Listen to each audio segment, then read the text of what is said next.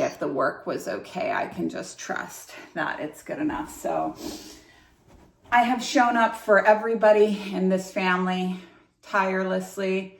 And now it's time for me to show up for this other member of the family, which is the business.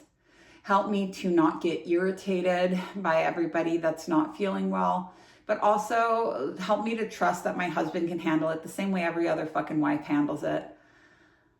Please help me to put down any irritation or resentment and be able to really just like enjoy this moment and be totally focused on the people whose turn it is to have me.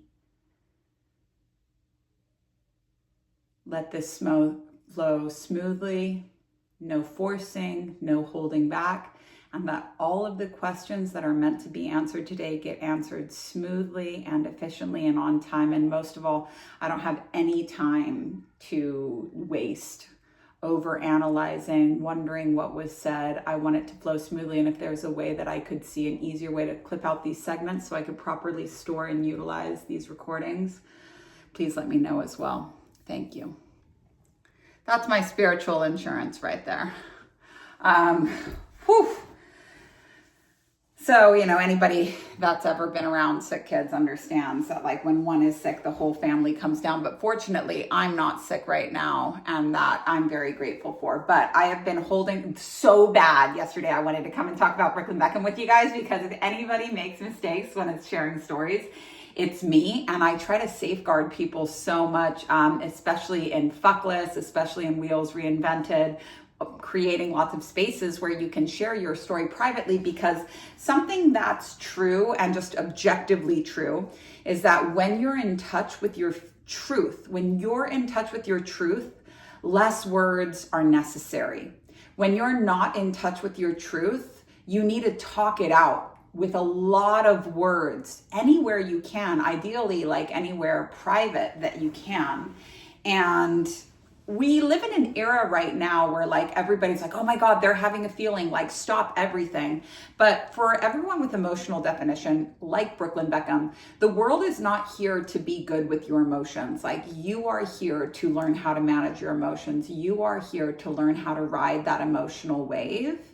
You are here to learn how to see when you're going up and going down and ask yourself, what do I know I need here? Because I've been here so many times before. But I did customer service in my business. I did customer service basically my whole life before I became a teacher. But when I started a business and I dealt with tech support and customer service and just like the written word in general, you can't deeply analyze every long email that someone sends you. So as a matter of efficiency, whenever somebody sends me a long email, I know that they're not in touch with their truth. I don't even read it. If they need help from me, it's a question. There's also why we have people in our school go to feelings room before they go to Q&A, because when you're in touch with your truth, the question's the question. The question is a sentence that ends with a question mark. But when you're not in touch with your truth, you're looking for a lot of validation. And so it looks like a laundry list. You fucked up here, you fucked up there, you fucked up here, you fucked up there. Now, the reason why I'm insistent, especially as somebody that leads by mistake, like I fuck up a lot and I own it, and then you pay me to avoid making the same mistakes. Nothing says teacher louder than somebody that is in touch with their truth, especially when it comes to the suffering of their life. To be able to talk about really fucked up things that have happened to you simply, without becoming emotional, without becoming hateful, without becoming vindictive, without looking for that validation from other people. Like, I'm right here, right? You guys here, how could I possibly be wrong? I'm clearly the victim in this situation. And I have a very unfair advantage to everybody else because my older brother, he's the third in the family and I'm the 9th out of 11. So that's like the age gap. My older brother, when I was 13, started making a documentary about the cult that we grew up in. And I was in that documentary. It's called Children of God, Lost and Found. I was in that documentary when I was 15. I'll always remember that day because I started smoking. That was the day that I always had a pack of cigarettes from that moment forward.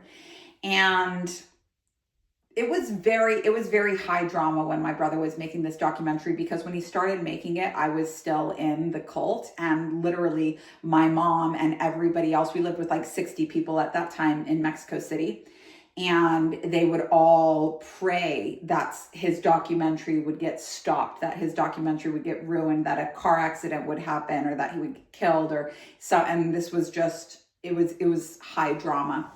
And this cult had CPS, but in different countries like Argentina, take away the kids several times because of child abuse.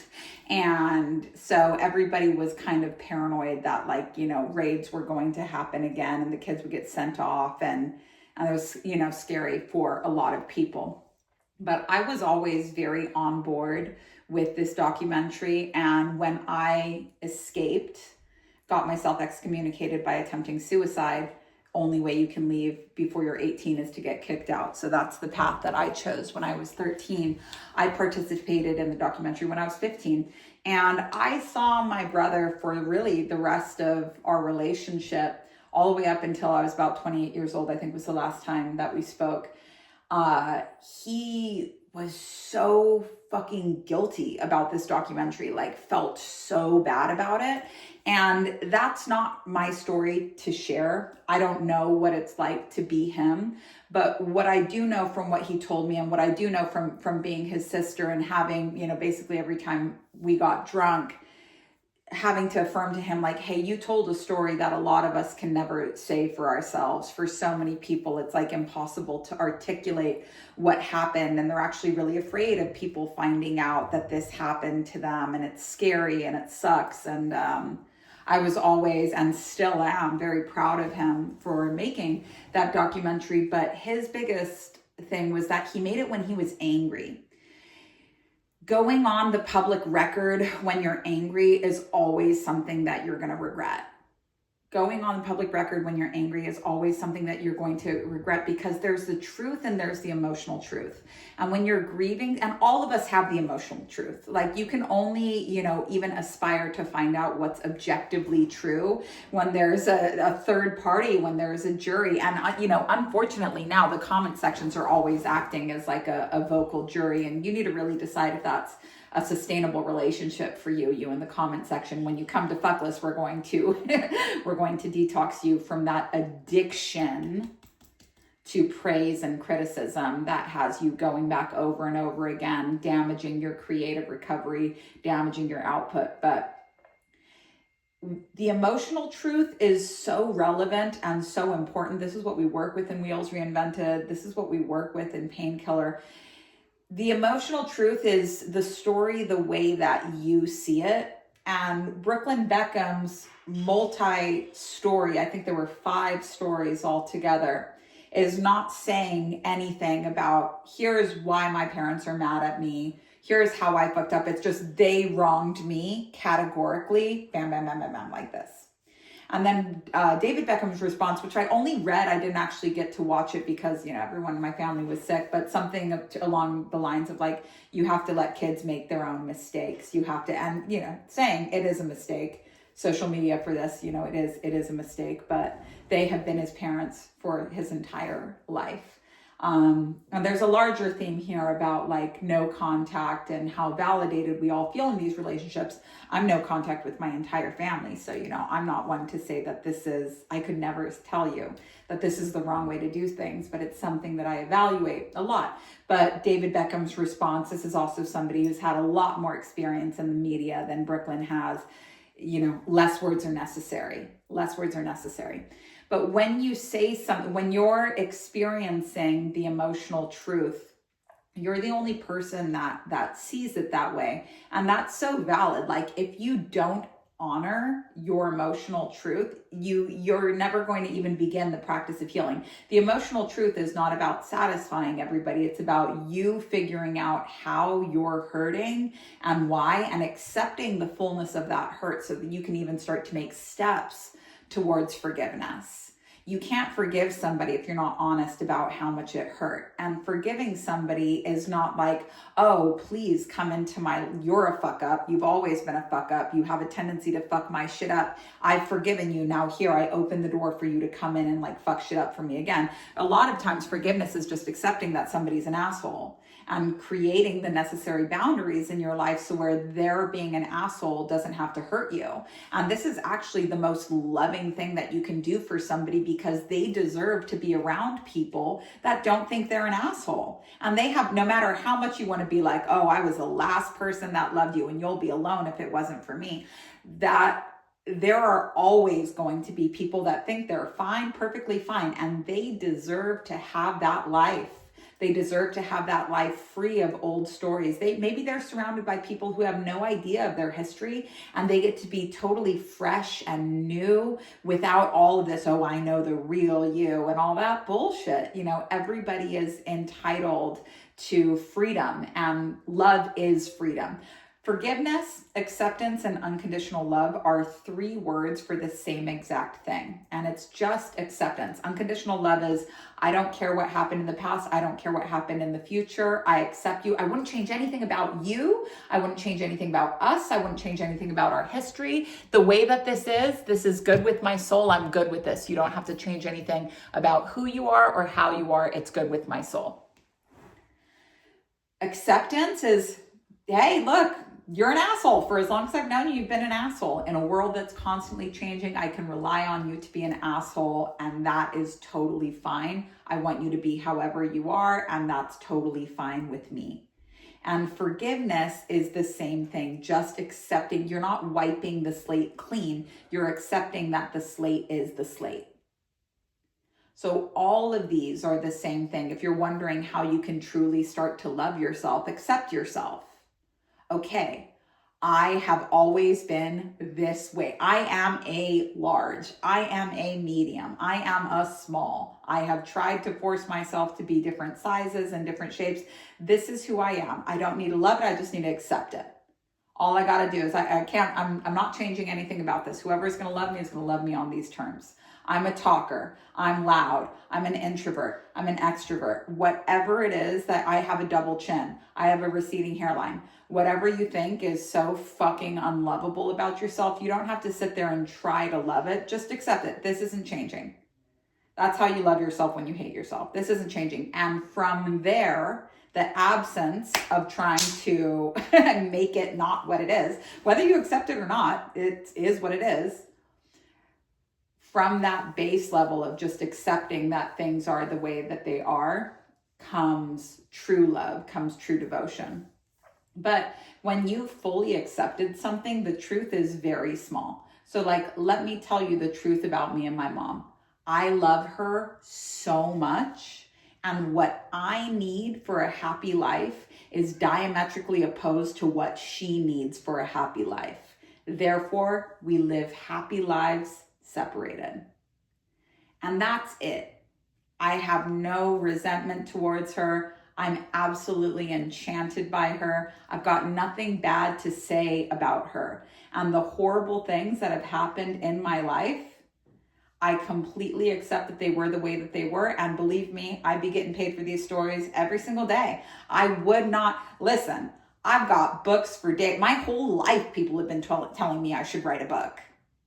I have the craziest experiences. Some of them like miserably crazy. Other ones like being unschooled, so great that I am perpetuating what a lot of people say. They're like, if you're unschooling your kids, you're a neglectful parent. I'm like, well, that's rich from somebody that has their kids raised by strangers for 40 hours a week, but whatever. This is, in every relationship, there's ups and downs.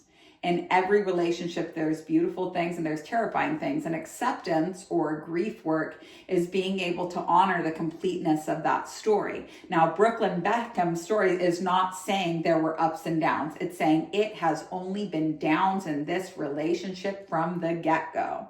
Now, I'm not saying there's anything wrong with Brooklyn Beckham spilling his guts on social media, because Lord knows I've done it, but I wish that I didn't.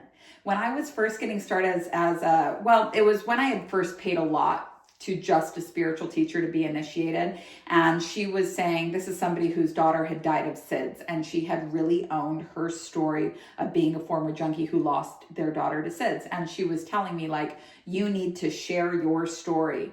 And I was like, okay, well, my story is that, like, my boyfriend died. She's like, no, your story is that you grew up in a cult.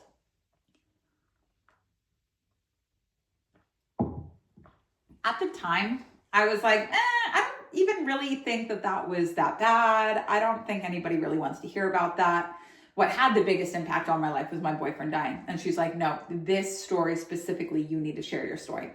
Now, she didn't tell me how or like how to go about doing it. So the first time I told my stories, and I tell you guys this in Fuckless, but the first time I told my story, I just went on live for 45 minutes and said, okay, let me just give you the best version of this that I can. And dude, of course, that, like, I didn't know, but my dad's new girlfriend, I don't even know what her name is, but like developed an obsession with my sister and I, and was apparently just like watching everything we were doing on social media and then sending it to my dad to like use against him. This is pretty common with cult survivors. A lot of times you can attract really codependent people that are like obsessed with helping you heal from their past, but actually they're kind of constantly using your past against you.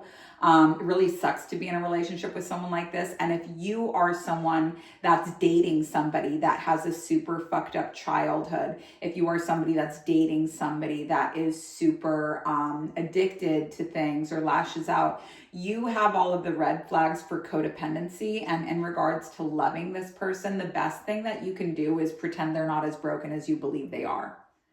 Don't give them special hall passes because they had such a traumatic childhood. Treat them as if they're completely normal because they don't need your help. They want your love. And love is treating somebody like an equal, not treating somebody like your special pet that has a lot of bruises. They don't see themselves as a bird with a broken wing. Don't delude yourself into saying, I love this person, but I see them as a bird with a broken wing, because you see them as a bird with a broken wing, but how the fuck do you see yourself?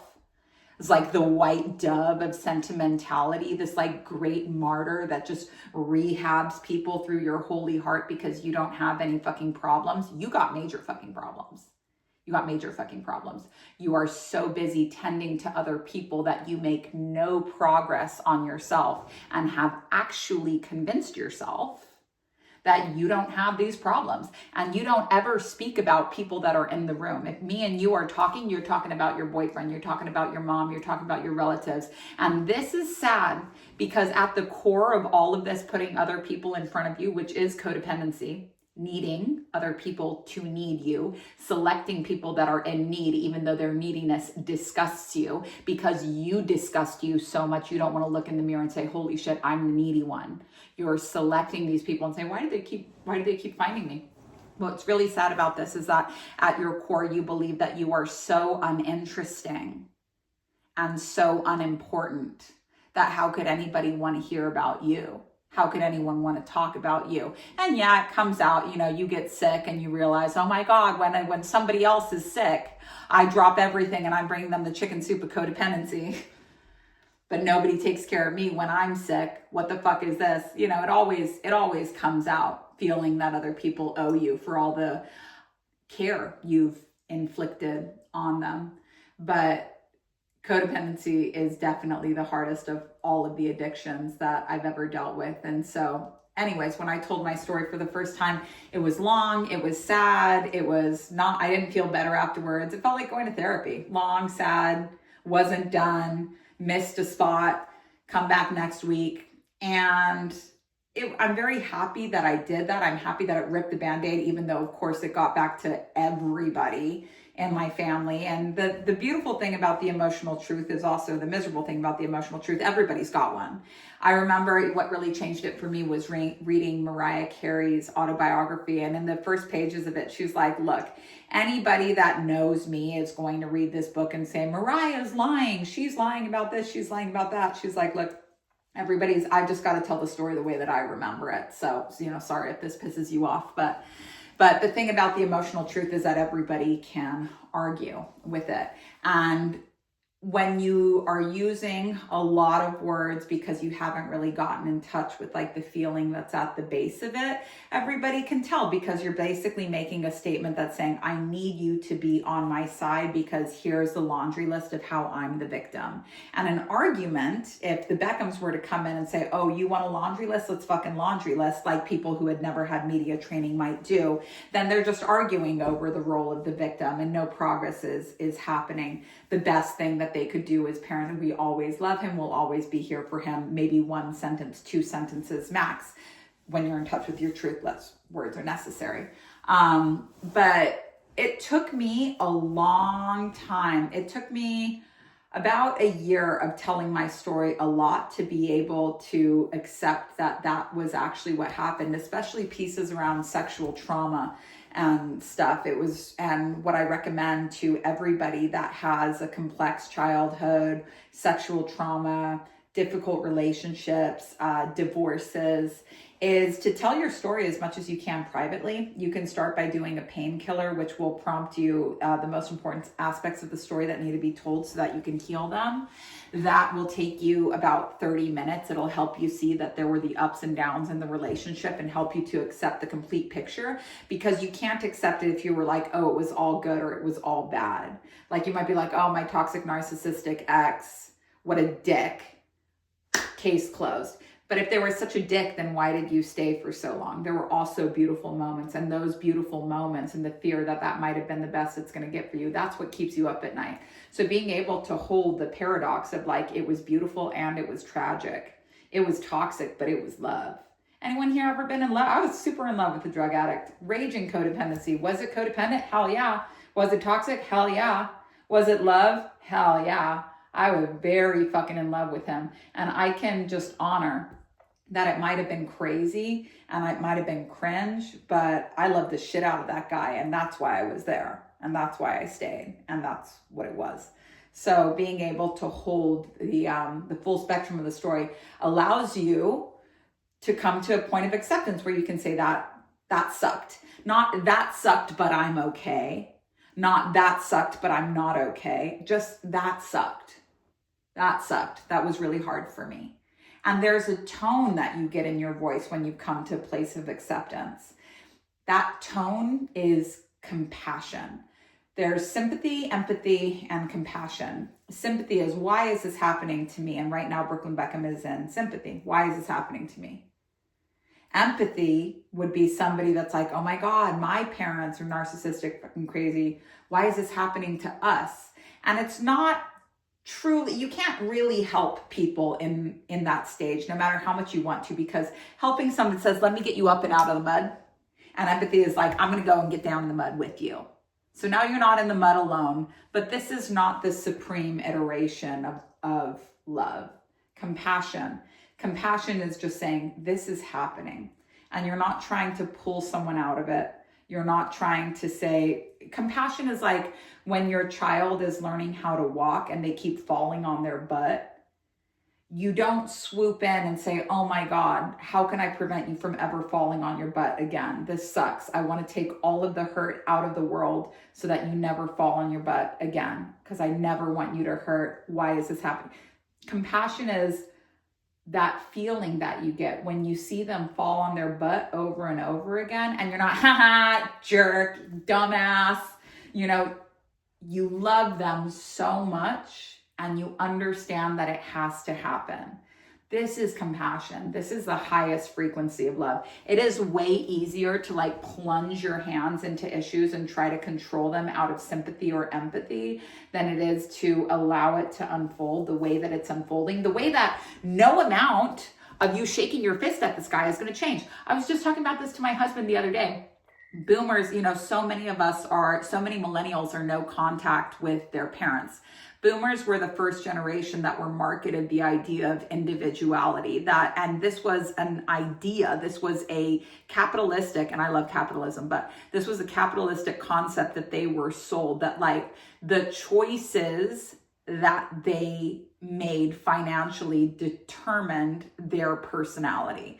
You are a hippie, you are a suit, you are a yuppie, but where you spend money equals who you are. It was like the beginning of identity politics. It was the first generation that was like me, me, me.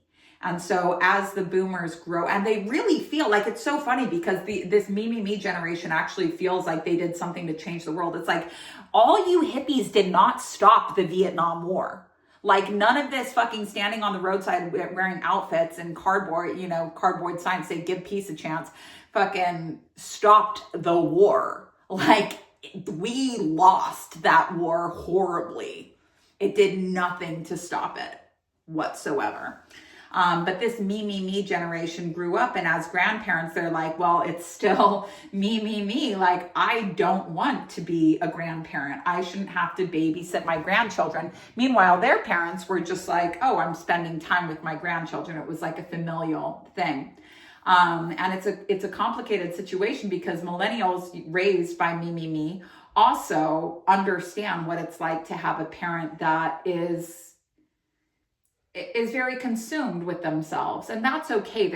Consciousness is always moving forward. Of course, this isn't everybody, but it is. They call it in integral theory boomeritis. This very just kind of, I'm the most important person in the world, and it makes it kind of complicated as a grandparent. So when you're raised by me, me, me, you also feel very entitled to the me, me, me. Okay, well, millennials really have no problem with just cutting people out. My perfectionism really struggles with this because my perfect idea of the spiritual teacher that I want to be involves somebody that's been able to transcend any disagreements I have with my parents. But the truth is, I make my parents so uncomfortable. I make them so just being myself makes them really uncomfortable that I don't actually think it's loving to have relationships with them. They don't really seem to enjoy it when I'm around, but also I'm learning that it's okay, that it's codependency to take somebody else's needs and say, oh, well, this is why I'm doing this for you. I'm also doing it for me because something feels right in my body when I do, but it doesn't fit well with my perfectionism because there's a part of me that really wants to be able to say to Brooklyn Beckham and everyone, if I can forgive my parents, so can you. I have forgiven my parents, but that doesn't mean that we're talking. And everybody has really good reasons for not talking to their parents, no matter how profound or mundane it seems. There's no qualifiers. Like, you're allowed to make that choice. And David and Victoria Beckham are Gen X, I'm pretty sure. So that's not the same category.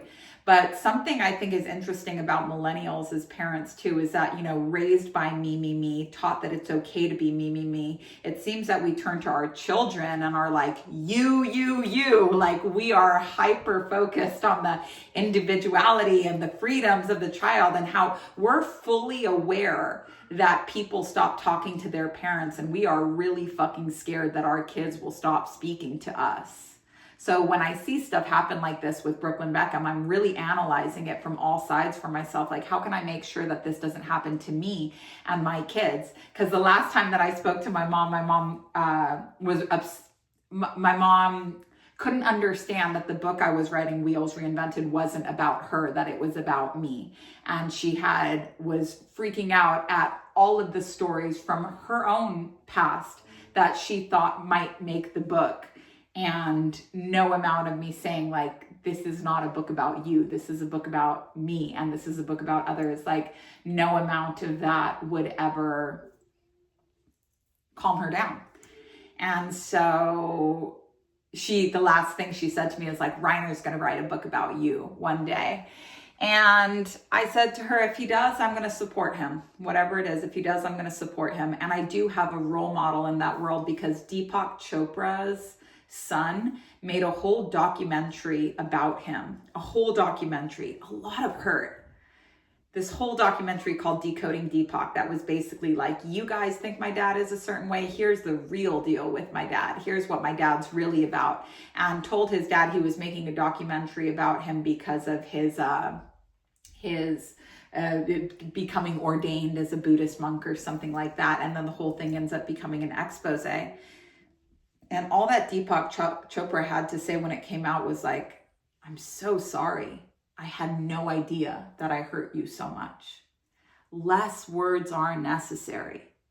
Like less words are necessary. Have they patched it up? It seems like it. It seems like whatever it is, they're making things right.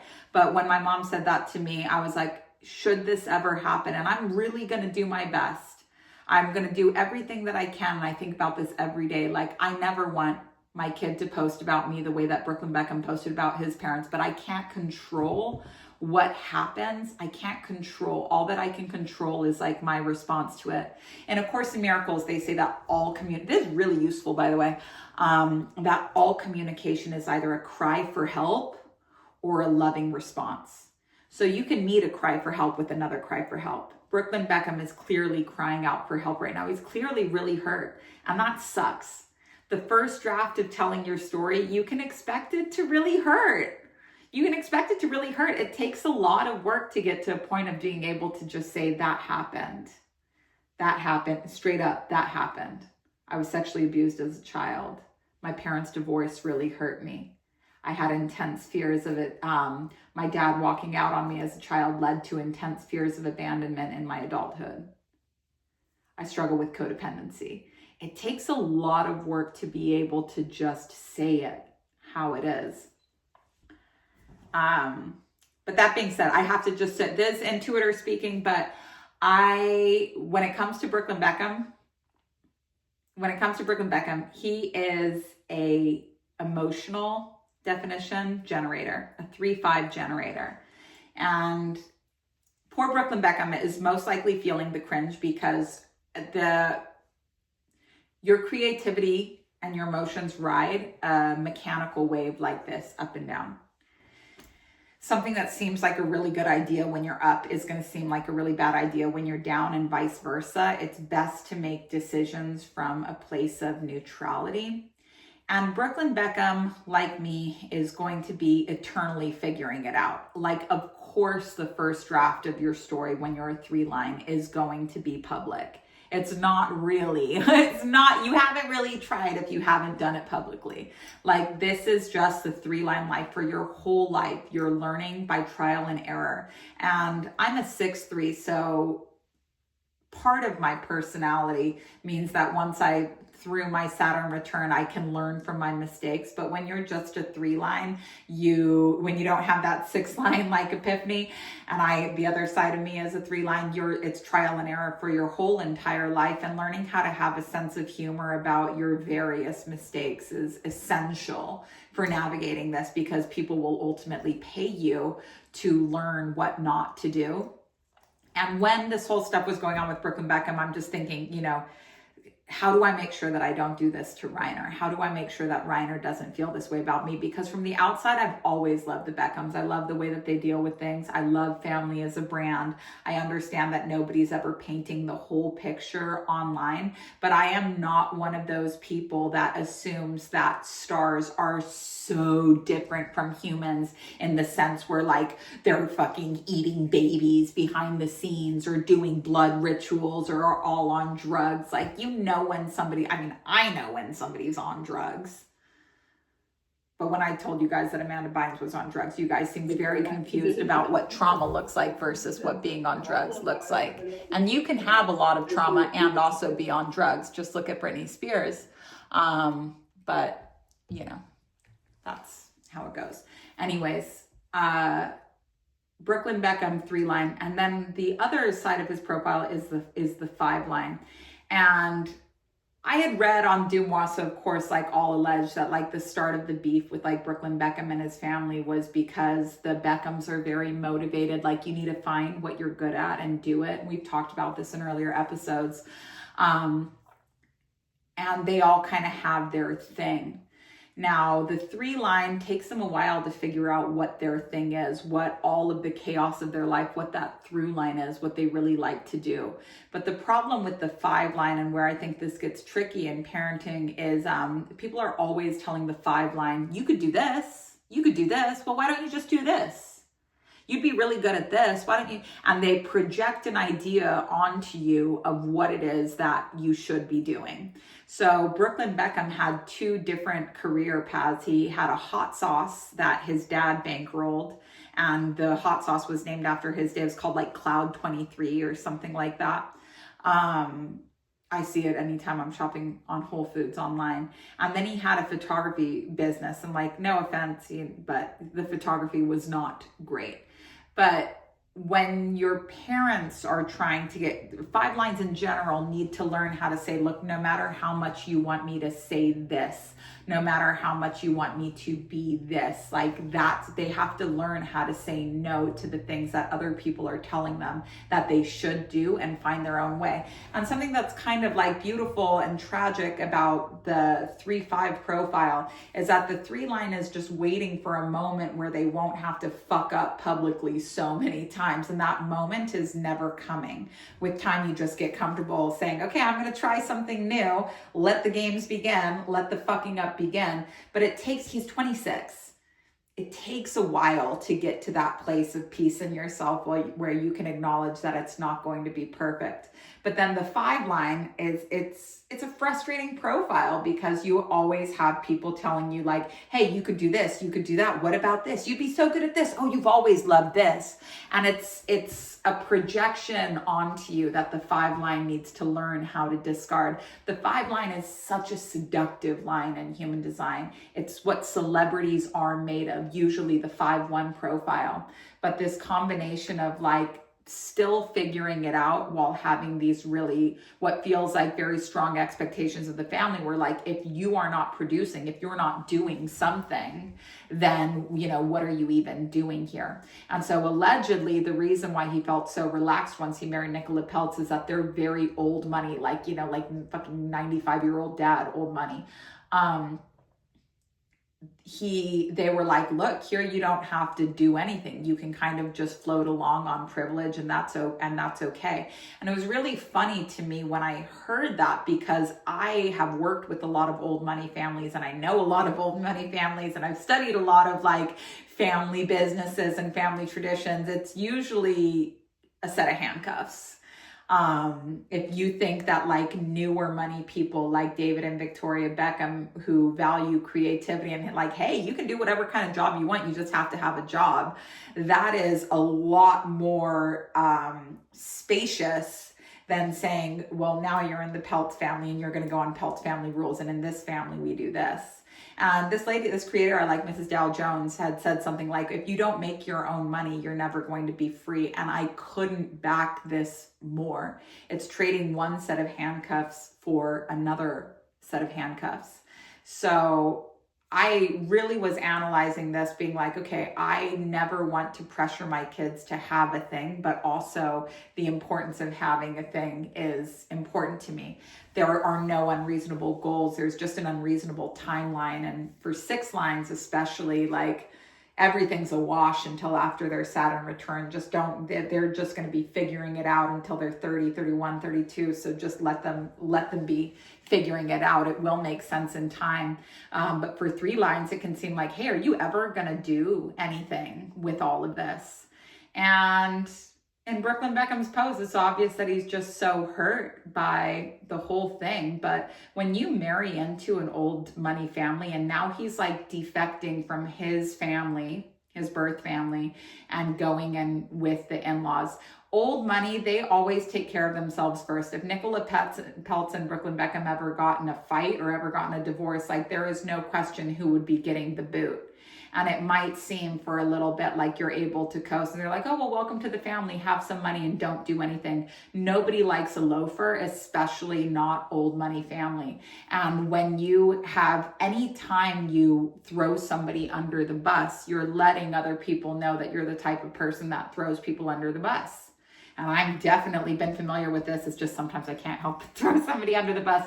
I'll always keep them anonymous. I'll always hide my sources. I'll never use somebody's name. But sometimes I can definitely be this way.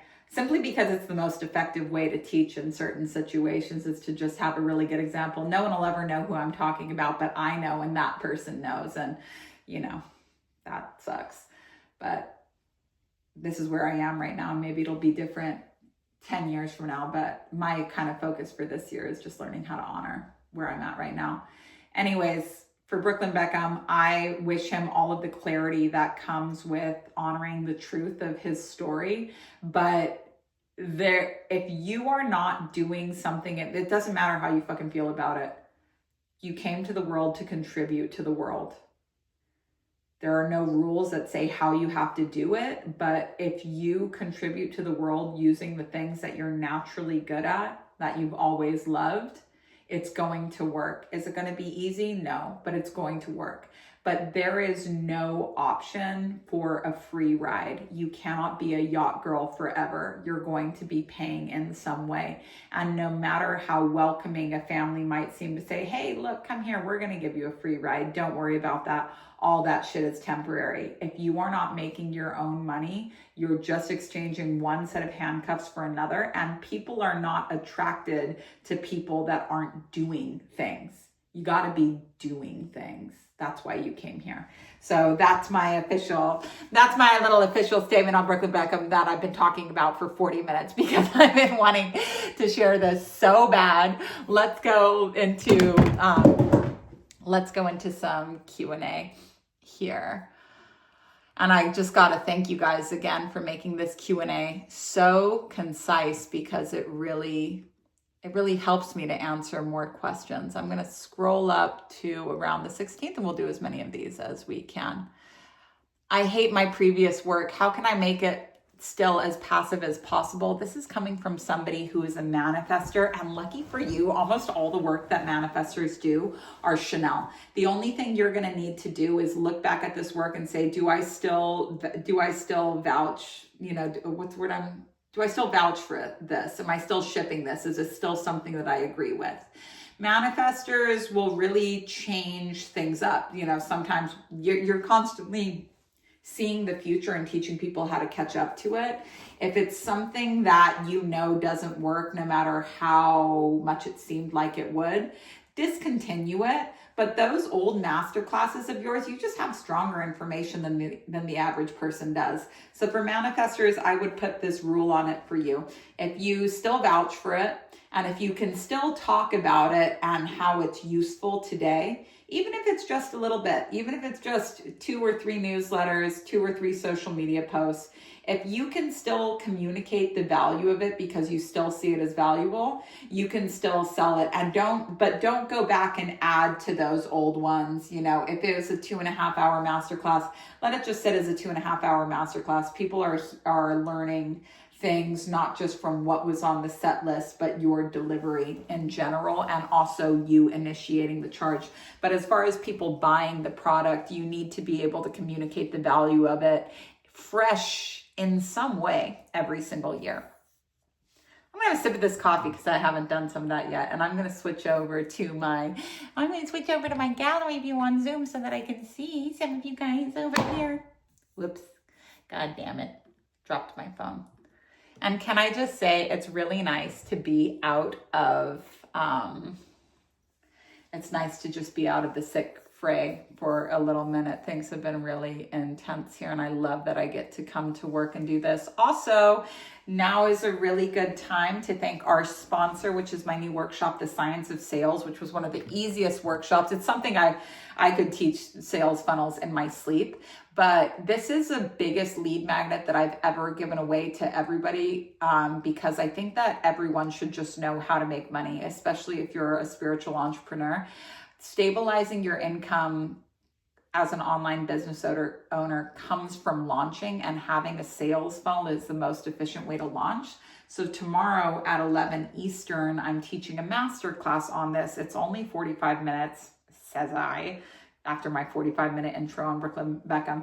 It's only 45 minutes, but I'm just going to show you exactly how to make a sales funnel, exactly what should be on it, and what you need to do to take somebody from uninterested in your product to sold on your product. I speak to so many business owners that are doing like pretty good money, but are super stressed out. And the main thing that stresses them out, to the point that they would hire somebody to basically tank their business, hire someone to do their marketing for them, because they are so exhausted by launching that they just can't imagine doing it anymore. You should never hire anyone to do your marketing for you, especially not a robot. Anytime you put someone in between you and your customer, you lose the ability to make money when you want to make it. You have to find a way to make marketing more sustainable, and knowing how sales funnels work is the single best way to do that. I'm going to teach you everything that you need on that tomorrow at 11 a.m. Eastern. If you're watching this as a replay, comment sales on any of my Instagram posts or be on my newsletter, and you'll get an invite to that tomorrow. Is there a replay of the Q&A? Always go to the Q&A replay area of your workshops. What's the best practice if we had to miss a day? Double up on lessons. Yeah, I would not miss more. I would not miss more than one day, because having to do more than 2 Kriyas in a day sucks. I've had a recurring pattern of losing large amounts of money since my 20s. After my Kundalini awakening in 2024, it stopped. But beginning of January, just before I started ritual, I lost thousands of dollars. Is this a spiritual clearing of old energy, or is it simply a lack of practical caution on my past? Yes, you need to evolve or repeat this pattern. You keep repeating this pattern. You need to, for you specifically, check your bank account every single day. I check my bank account every single day. The amount of people that reach out to us, because we have annual subscriptions or monthly. And some people are confused about annual and don't understand that it means like every year, even though it says when you buy it that this is going to renew in a year if you don't cancel it. When I set up a subscription anywhere, I send myself an email that day for whatever, when the next billing cycle is, that says, hey, this is going to be taken out. I am so fucking on top of my subscriptions, you guys don't even know. The only one that keeps weaseling its way around is Paramount Plus, because when I go to delete it, there ends up being something that I wanted to watch there. But I just haven't been able to watch TV in so long. My husband and I straight up just watch like Miss Rachel and talk shit at the end of the day. You need to check your bank account every single day. So many people reach out to us and are like, hey, $2,000 was taken out of my bank account 3 months ago. Can I have a refund? I'm more like, I mean, yeah, of course, obviously, but what the fuck? This is like not finding out that you're pregnant until you're 6 months pregnant. What about your fucking period, idiot? Like, you didn't see anything weird happening there? And I understand that there's cryptic pregnancies, and sometimes, very, very rarely, people get a period every single month while being pregnant, but that shit is so rare. You gotta check your bank account every single day. And like, to bring it into like pregnancy terms, if you're ever upset about the legislation in regards to abortion and birth control in your area, immediately stop. Like, men do not govern women's bodies, but if your body is looking to be governed, anyone will fucking do it. When is your period? Do you understand how pregnancy happens? How good are you at keeping semen out of your vagina when you're ovulating? Has it ever, and the problem is that bringing in all of these other mechanisms, because you don't know how to say, if you come in me, I'm going to bite your dick off. You'll never fuck me again if you blow a load at me. Don't you fucking, I better see that here. I better see that here. I don't give a fuck where it is, but it's not going in me. And if it did go in me, the next day, I'm going to go get a morning after pill. Everybody I know that got pregnant accidentally, and there were lots of people I know that got pregnant accidentally, were on birth control. I was on birth control for like 2 weeks, and oh my God, my dad because I went to Planned Parenthood with a friend who, this guy was going down on her and he bit her clit and it got all swollen. So we went to Planned Parenthood and it was totally empty in Oceanside, California. And while my friend was getting evaluated, and thank God, there was no one she could go to besides Planned Parenthood. But while I was in the waiting room, they were like, oh, well, let's put you on, why don't you just come and have an evaluation? It's better than just sitting there. I was like, all right, fine. And they were like, are you sexually active? I was like, no. And they're like, well, do you want to be on birth control? I was like, no. And they were like, well, it'll clear your skin. I was like, I don't have acne. They're like, yeah, but it'll keep you from ever getting acne.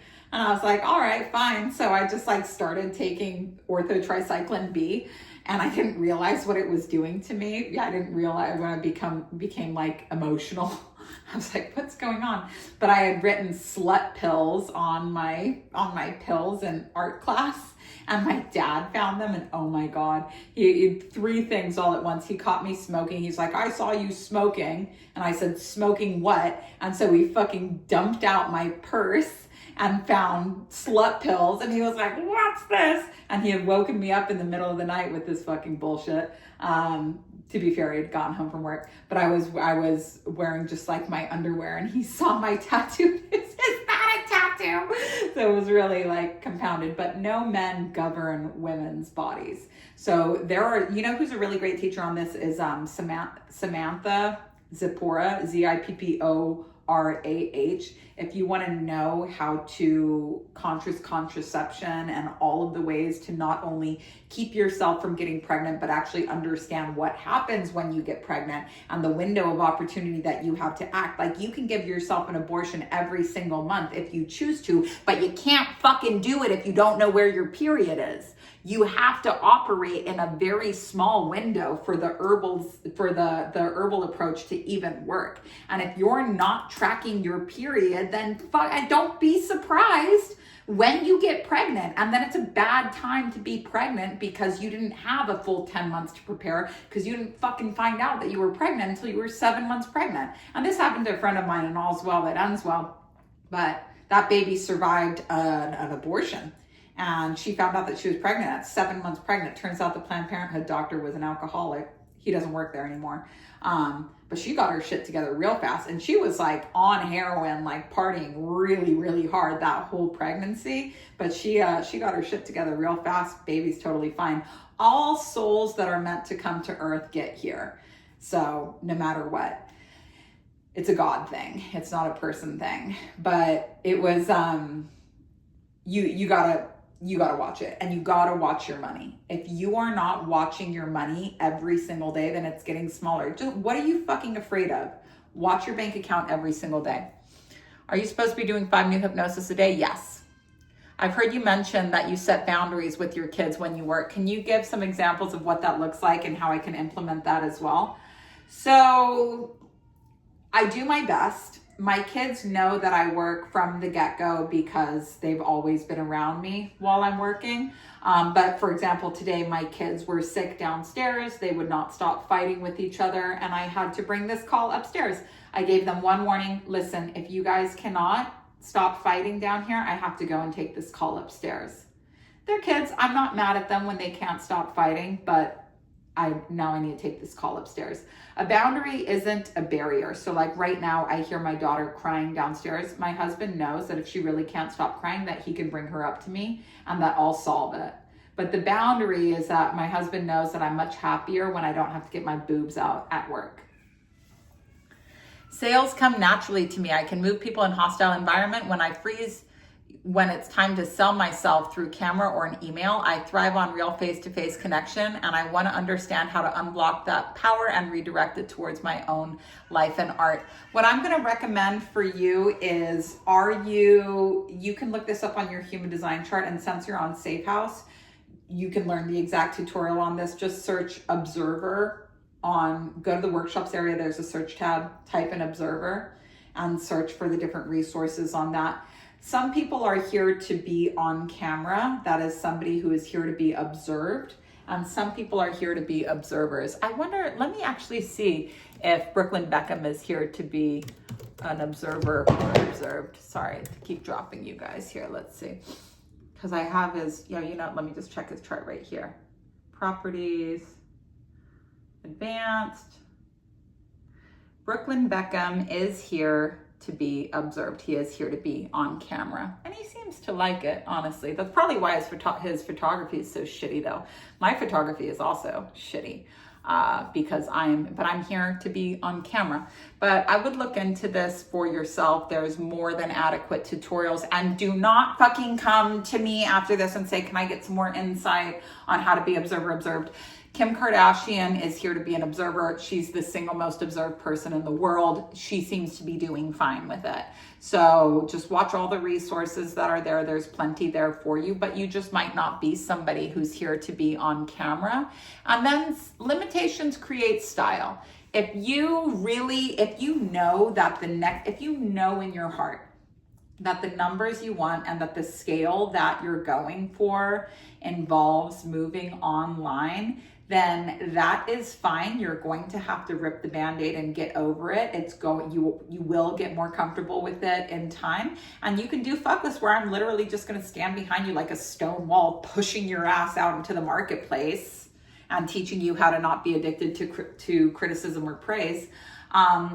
But that's only if you know that your next scale involves going online. So are you sure that you want to have an online business? Because you can't settle for an online business. You have to want to do this type of work. The online market is constantly changing. You're constantly learning new things. You're constantly gaining new tools. And what do you get in return? An incredibly agile business that you can take with you wherever you go, where you don't have to invest in a brick and mortar. It can work for you so fucking well, but you have to truly want it and love it so that it can want you and love you back. So make the call. Give yourself 1 week to make a call. I'm either going online or staying in person. There's no right or wrong. So it's just what works for you. What does passive income look like in a handmade physical product business? A physical product that is drop shipped would be completely passive product. Especially if you're not handling anything like that. All you do, but there is no such thing as totally passive income. You would still have to sell this product, but like a handmade product is never going to be passive income. If you're doing massages with your hands, that's also never going to be passive. And you need to really think about that. If all you've learned in ritual so far is that your handmade product doesn't scale, then you need to look at that really closely, because your only chance of getting more business is to keep raising your prices and keep raising your prices and keep raising your prices. And then you're somebody that's expensive, and you might like to be that way and you might not. But like one of my jeweler friends, I love their jewelry so much, so fucking expensive. So fucking expensive that like if you were to buy the ring and then sell it the next day and be forced to face the cost of the materials versus the cost of the item, it would make you want to puke. But that's how it goes with handmade. Can you speak more about the significance of Jupiter in regards to business? No, but Jupiter in general is the expansive.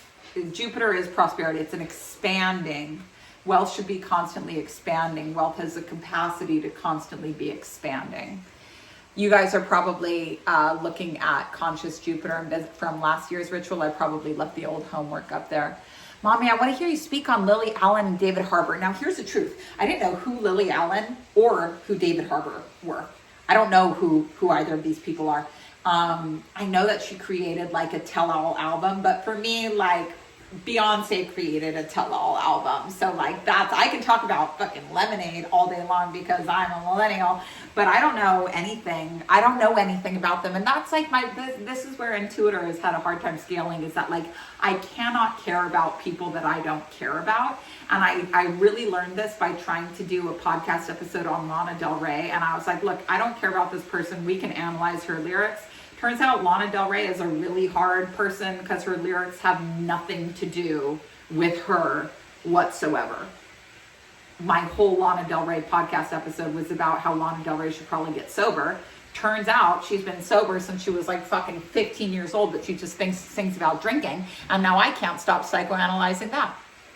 What's a good strategy for growing my list as a 3-1 projector? This is an in-person biz massage therapy. So you need to really think about, because if you're selling massages, how many more clients can you actually take? Like, are you sure you want to grow? Are you sure you want to grow your list as an online therapist? Or do you want to, or I'm sorry, not as an online therapist. Are you sure you want to grow your list as a massage therapist? Because how many clients can you actually take per week? What's for sale? How many need to be sold to reach that goal? And if you might be looking in the wrong area here. Now, the number one best way to grow your list, your neutral income, your audience, is to have a really good lead magnet. But a lead magnet for massage would just be like, hey, this is who I am. What's the problem? Massages are this. What's the solution? I make massages like this. And why am I the best? My massages are different than all the other ones because of this. That's a way that you could invite people to see how your product is different. But how many clients can you actually take per week? Are you sure you want to grow in that way? Is it normal to be swamped in self-doubt at this stage in the process? Yes, black line of magic, of course, self-doubt. But all of these things are useful. So you're doubting yourself. I doubt that people would want to pay this much. Okay, well, what would they be crazy not to pay? We eat fears. All of these limitations are really good for creating a style. Would it be hard to sell a digital magazine for a monthly subscription that has 3 different topics, spirituality, business, and relationships? No, not at all, especially not on Substack. Now, people go really hard on Substack. Something that I would definitely, you have 2 choices really when it comes to a digital magazine. I don't know how familiar you are, with your production schedule, but if you don't really know yourself and how long it takes you to do something, you want to be very careful about committing to, I'm going to do this every single month. You might want to spend the first year, I'm going to do this, and then I'm going to do moment by moment, I'm going to do issue 1 and then I'm going to do issue 2 without putting a specific date. I see people get really burned out on Substack where they're like, hi, I'm going to be on Substack and I will reach out to you every single Sunday. They always get burned out. You need to have a good idea of what your production schedule is. And you also need to be very fucking clear about, is this going to pay you what you want to be paid? How big is your audience? Like, low ticket only works if you have a huge audience. Low ticket, if you're selling a $20 product to a 200-person audience, it's not going to work. How should I go about catching up with Ritual? I had a 5-day anniversary cruise and couldn't connect to the apps. My attempts to do Ritual on the cruise myself were inconsistent. Should I double up on the missing days until I'm caught up? You need to define for yourself what your best is, because if your best wasn't doing Ritual on the cruise, even though it's the same thing every single day and you could have done it, then you need to define what your best looks like for the rest of this and stick to it. But you need to put that shit in writing and you need to make it right. Because I'm not going to tell you that's too many days. In my book, that's too many days. That's too many days to miss. And I don't really believe in starting from the beginning and doing it all again robotically. So you're going to have to come up with the solution for this one. What would it look like to bring so much vitality to the rest of this product that it sets things right? Hang on, I got to check my son. What's wrong, honey?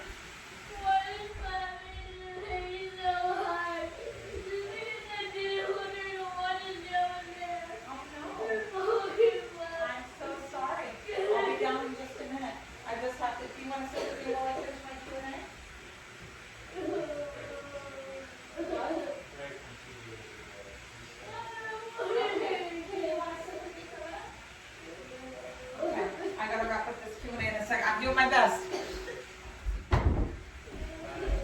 Surprise, surprise. My kids are still fighting downstairs. Okay, now here's the thing. I got really stuck when I learned about my conscious Jupiter at 35, but I didn't teach you guys about conscious Jupiter. It's probably just an old one written in the FAQ. Don't worry about conscious Jupiter. I'm going to teach that in Fuckless, but not in here. I have an old trauma therapy business that I need to set passive. What's the best way to do it? Science of Sales tomorrow for sure.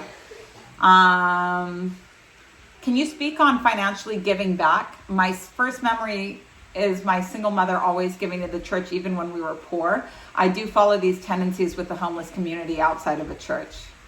This is something that you need to take into consideration for yourself. A lot of religious practices insist that you have to tithe and stuff like that. I give money whenever I feel like it, and I don't give money if I don't feel like it. And that's coming from myself, not from some external statistic. But it seems that you picked up a money habit from your mom, and you need to decide if this is something that fits you or not. I see a lot of people sabotage themselves with money as well. It's like when people are in scarcity a lot, they'll make $200K and then immediately give $200K away to somebody. Can you please talk about alchemizing an inner child coded belief such as pity? I uncovered a belief that my clients are only paying me because they pity me and it shook me. You can just turn that one around. So because I know that my clients don't pity me, I see the value in myself that they see in me. Wheels are invented for all things inner child. In a legal situation, I want to share my dirt, but it's complicated. How can I talk about what I can't talk about in this situation? In a legal situation, I would talk to your lawyer about it for sure. but I would do a painkiller. I would get to the complete story. Entertain the idea that the other party is innocent as well, that you guys are both innocent in this situation. Do a painkiller to see the complete spectrum of the situation, and talk to your lawyer, because there's, unfortunately, it sucks. You want to be authentic. You want to talk to the cops. You want to believe that the cops are your friend. Much better to just get a lawyer. I would be the worst. I just need to not get arrested, because I'll talk to fucking anybody about anything. How am I going to sit there and not talk to a cop if we're just in the same room? I'd have to ask them questions about themselves. Onami, I'm loving hearing you speak on how much you do not like your entry-level book, and I know it's none of my business. I wanted to say, anyway, stop reading it. It's not for you, and please let us still have it. It's there. You guys can buy it. I'm just not selling it. Something interesting about Amazon and my books is that I unpublish them, but they're still available because Amazon's printed. I guess they're good sellers, so Amazon has printed so many. But let me go over here and just see. It's okay for me to enjoy working. It's okay for me to enjoy working. It's okay for me to enjoy working right now. Oh, look, out of print. I'll put it back in print for you guys. Will I put it back? I don't know. I don't know about this. I don't really want my name to be connected to that book, but stop reading it. So what? Stop reading it, stop selling it? Just make it for sale? I'll put it back on. I'll put it back on for you guys, but I'm not going to sell it anymore. Okay, guys, as much as I need to do, I'm going to do 5 more questions and then I'm going to go, because it is my turn to be with you guys, but I also have to. Advice on going live and not feeling like I'm initiating. It's totally social media. You're fine. What's the most aligned way for me to make business decisions as a 5/1 emotional projector and attract clients without forcing or depleting my energy? We'll talk about this a lot more in Fuckless, but social media is a big invitation for you to speak, and you need to make yourself invitable by making it visually very clear who you are and what you do so that people can invite you out. How would you support someone struggling with a nervous system freeze response? I don't truthfully know what a nervous system freeze response is. I don't actually know what that is. So my best advice for you is to take a deep breath. I know it always seems trite when people I know I've certainly hated to get that advice, but it really does work. After Ritual, which course are you next teaching live if we all need a different course? The next live one is going to be Fuckless in May. Are you able to start Fuckless? Fuckless this year is different than Fuckless any iteration before. So for the business side of things, you guys can do Science of Sales, but for all things authenticity and integrity, you should definitely be there May 1st when we begin. Can I focus on selling a workshop on what I know best and people needs versus what I need to learn most?